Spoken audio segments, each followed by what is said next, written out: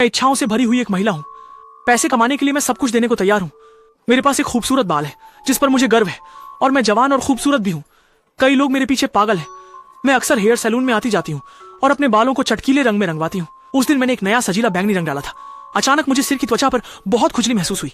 मैंने सिर को छुआ और खून के साथ कुछ बाल निकाले। मैं बहुत डर गई। हे भगवान, अगर मैं गंजा हो जाऊं तो मैं अपनी खूबसूरती से कैसे पैसे कमा पाऊंगी।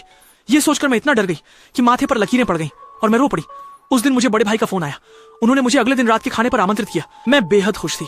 आखिरकार इस बड़े भाई ने अभी अभी माउंट एवरेस्ट पर लिफ्ट लगाने का बड़ा प्रोजेक्ट लिया था। सचमुच के बड़े बॉस हैं। मैंने तय किया कि खुद को अच्छे से सजाऊंगी और इस दुर्लभ अवसर को पकड़ूंगी। मैंने सिर की असहजता को सहन किया और पास की एक हेयर सैलून में गया। मालिक ने मुझे एक नई किस्म का हेयर डाई इस्तेमाल करने की सलाह दी। मैंने सहमति जताई और एक संतोषजनक रंग बनवाया। लेकिन घर लौटने के बाद मेरी सिर की जलन जैसे दर्द की भावना अचानक बढ़ गई और यह खुजली और दर्द भरा था, जिससे मुझे बहुत खींच हुई। जब मैं अपनी सिर की खुजली मिटा रहा था तो फिर से एक गुच्छा बाल खींचकर आ गया। मैं डर गई थी। मेरे सिर के ऊपर से एक हिस्सा गंजा हो गया था। इस तरह मैं बड़े भाई से मिलने नहीं जा सकती। मैं बहुत गुस्सा हो गई और नाई की दुकान के मालिक को फोन किया, स्थिति समझाई और उन्होंने वादा किया कि वे इस मामले को ठीक करेंगे। जब मैं गई तो मालिक ने मेरे सबसे अधिक क्षतिग्रस्त हिस्से को मुंडवा दिया और कहा कि वे मेरा इलाज करेंगे। कुछ दिनों बाद मेरी हालत में सुधार होने के बजाय और भी बदतर हो गई। खुजली की असहनीय भावना ने मुझे पूरे दिन घर में छुपकर सिर खुजलाने को मजबूर कर दिया। मैं गुस्से में नाई की दुकान पहुंचा, उसके सामान को तोड़ दिया और उससे पूछा कि मेरी स्थिति और क्यों खराब हो गई। नाई की दुकान का मालिक धीरे धीरे मुझसे कहता है कि सब जल्दी ठीक हो जाएगा।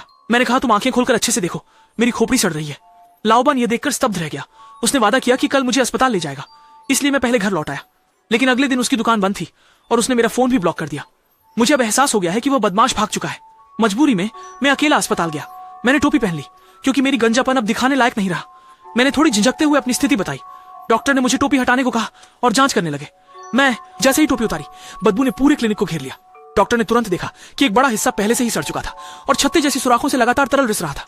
उसने खुद को शांत रखा, मुझे सांत्वना दी और टॉर्च निकालकर जांच की। बालों को हटाने के बाद कुछ मोटी मोटी कीड़े बाहर आ गईं, जो लगातार अपने शरीर को हिला रही थी। डॉक्टर के माथे पर पसीना आ गया, लेकिन उन्होंने खुद को शांत रखा और घाव का इलाज शुरू किया। डॉक्टर ने चिमटी और टॉर्च उठाई और एक एक करके कीड़े निकालने लगे। वे कीड़े सड़े हुए मांस से सफेद और मोटी हो गई थी और पूरी तरह से सक्रिय थी। मैं डर के मारे अपनी आंखें बंद कर ली। इलाज खत्म होने के बाद डॉक्टर ने मुझसे कहा कि चिंता न करूं, वह मेरी मदद करेंगे। मैं भी अंततः राहत महसूस करने लगा। मुझे लगता है कि शायद मैं जिंदगी में फिर कभी बाल नहीं रंगवाऊंगा।